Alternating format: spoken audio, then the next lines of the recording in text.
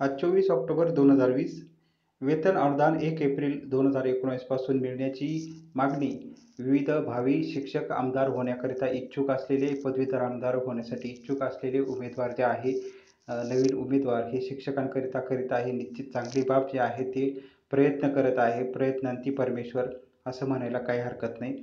त्याचसोबत सेवा संरक्षणाचा कॅबिनेट निर्णय त्वरित व्हावा याकरिता देखील नवीन जे उमेदवार आहे, भावी उमेदवार जे रिंगणात उतरणार आहे, यांच्याकडून केली जात आहे. सदर उमेदवार देखील तयारीला लागलेले आहे. शिक्षक आमदार निवडणूक म्हणा किंवा पदवीधर आमदार निवडणूक म्हणा. तर याकरिता नवीन आमदार, नवीन भावी आपण म्हणू शकतो, नवीन जे इच्छुक उमेदवार आहेत, इच्छुक उमेदवारांची संख्या असंख्य आहे. त्या अशा भरपूर उमेदवारांकडून शिक्षकांचे प्रश्न मार्गी लागण्याकरिता प्रयत्न हा केला जात आहे. निश्चित चांगली बाब आहे. शिक्षकांकरिता जे आवाज उठवतील त्यांना शिक्षक निश्चित साथ देतील, असा शिक्षकांचा हेतू आहे. शिक्षकांना कोणतीही पार्टी, पक्ष काही घेणं देणं नाही आहे. शिक्षकांना निवडणुकीशी घेणं देणं नाही आहे. शिक्षकांना कोणत्या पक्षाशी घेणं देणं नाही आहे. शिक्षकांना कोणत्या व्यक्तीशी घेणं देणं नाही. शिक्षकांना आपल्या कामाशी, आपल्या कामावरती त्यांची निष्ठा आहे. शिक्षकांची प्रामाणिकपणे शिक्षक काम करतात आणि शिक्षकांना आपल्या हक्काचं जे वेतन आहे ते फक्त मिळावं एवढीच शिक्षकांची अपेक्षा आहे. आणि ते का, तर आपल्या कुटुंबियांचा उदरनिर्वाह होण्याकरिता जेवढं शिक्षण आपल्या आईवडिलांनी दिलेलं आहे त्याकरिता शिक्षकांची एवढीच फक्त माफक अपेक्षा आहे. बाकी शिक्षकांना काही नको, अशी महाराष्ट्रातील सर्वसामान्य शिक्षकांची माफक अपेक्षा. 20 वर्षापासून असंख्य सरकार आली, शासनं आली, असंख्य मंत्रिपदं उपभोगली आणि फक्त लग्नपत्रिकेमध्ये नाव टाकण्यासाठी किंवा उद्घाटनामध्ये नाव टाकण्यासाठी या मंत्रिपदाचा वापर केला जातो की काय, असं फक्त प्रश्नचिन्ह आता उपस्थित होत आहे.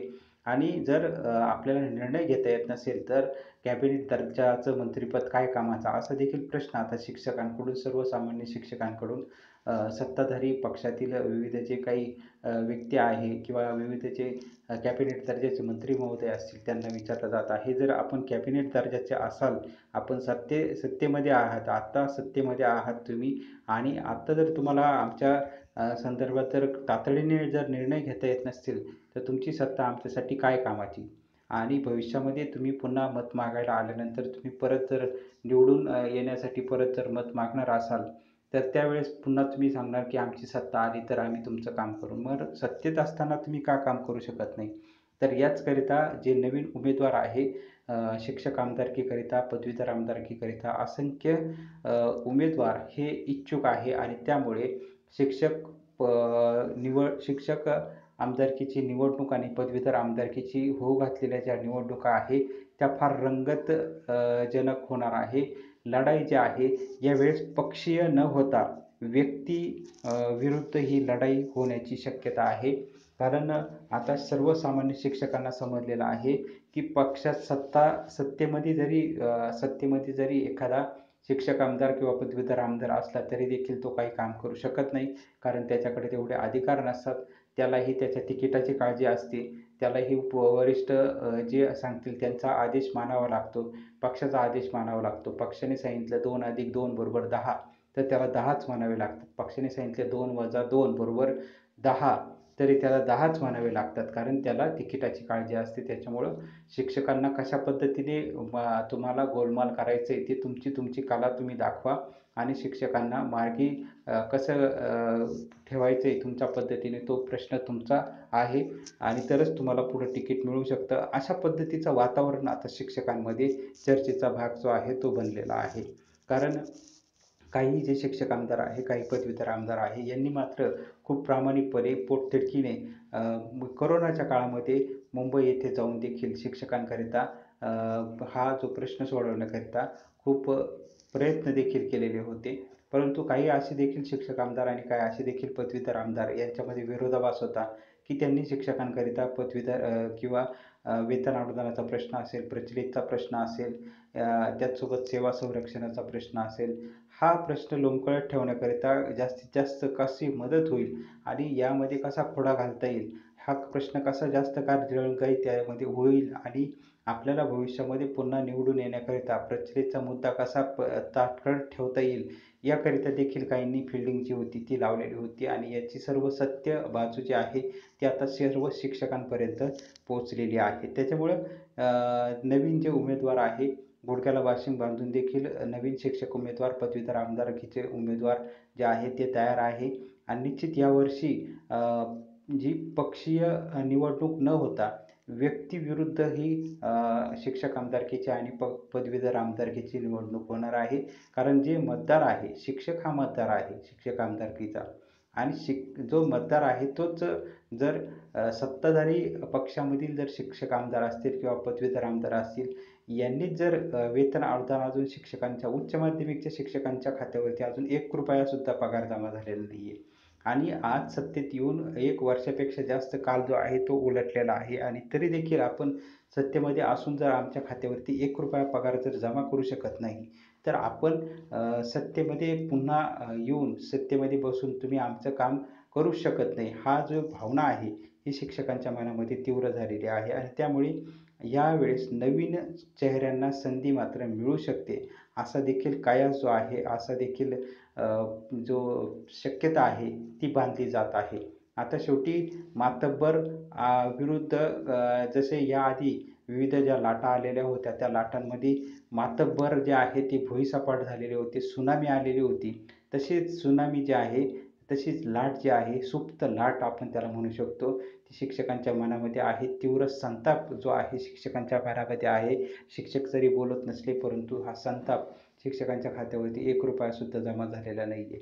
जे पगाराचा जो निर्णय घेतला त्याच्यामध्ये देखील कट जे आहे ते केलेला होता. आता कट करायची सवय जर काहींना जर लागलेली असेल, तर निश्चित 19 महिन्याचा पगार हा शिक्षकांचा हक्काचा पगार कट केलेला होता. भाजप सरकारने, देवेंद्र फडणवीस सरकारने 1 एप्रिल 2019 पासून शिक्षकांना वेतन अनुदान देण्याचा शासन निर्णय केलेला होता. शासन निर्णय हा शासनाचे तरी आपण मान मर्यादा ठेवणं गरजेचं होतं.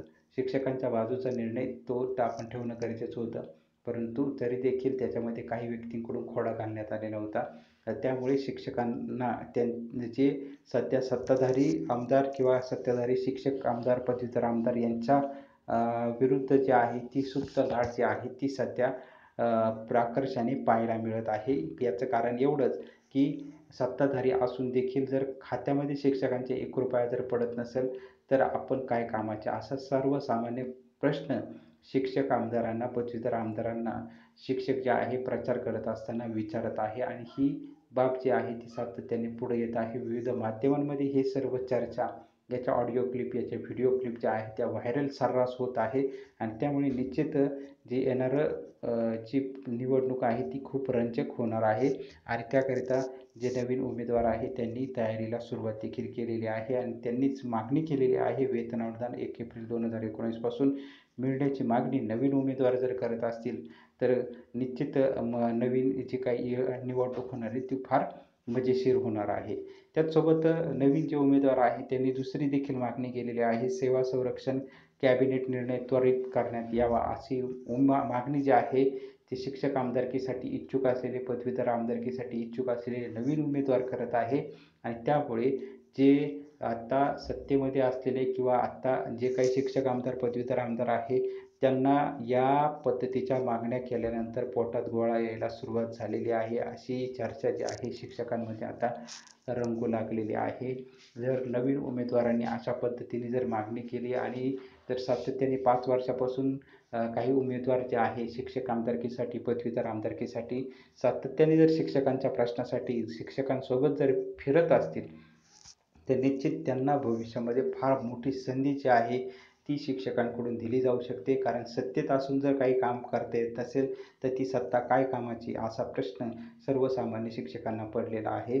ज्याच्या मागं ताकद नाही आहे, मग तो सत्तेतला असो किंवा विरोधातला असो, ज्याच्या मागं ताकद नाही आहे, तर विनाकारण पद उपभोगण्यामध्ये, विनाकारण फक्त पेन्शनकरिता जर आपल्याला शिक्षक आमदार किंवा पदवीधर आमदार जर व्हायचं असेल, तर आमच्या जीवनाशी खेळू नका, असा प्रश्न आता सर्वसामान्य शिक्षक विचारत आहे.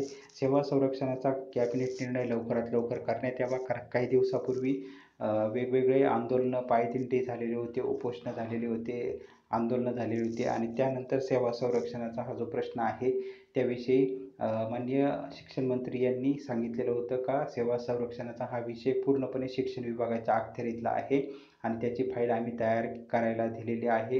परंतु सदर जी व्यक्ती आहे ती काही कारणामुळे अनुपस्थित असल्यामुळे हा निर्णय जो आहे तो प्रलंबित राहिलेला होता. परंतु आता सदर व्यक्ती जी आहे ती निश्चित कामावरती रुजू झालेली असेल. त्यामुळे आता सेवा संरक्षणाचा निर्णय हा शिक्षण विभागामार्फत निर्गमित होणार का, हा प्रश्न विचारला जात आहे. शिक्षक संघटनेचे पदाधिकारी, पदवीधर आमदार, शिक्षक आमदार जे आता प्रयत्न करत आहे, यांच्याकडून देखील सेवा संरक्षणाचा कॅबिनेट निर्णय हा मार्गी लागू शकतो का, हेही येत्या काळामध्ये पाहणं औत्सुक्याचं ठरणार आहे. सध्या काही शिक्षक आमदार आणि काही पदवीधर आमदार यांनी मात्र निश्चित अत्यंत चांगल्या पद्धतीने जीव तोडून ओतून शिक्षकांकरिता काम केलेलं आहे. चांगल्याला चांगलंच म्हटलं पाहिजे. परंतु ज्यांनी कामचुकारपणा केला त्यांचा कामचुकारपणा देखील शिक्षकांनी पाहिलेला आहे.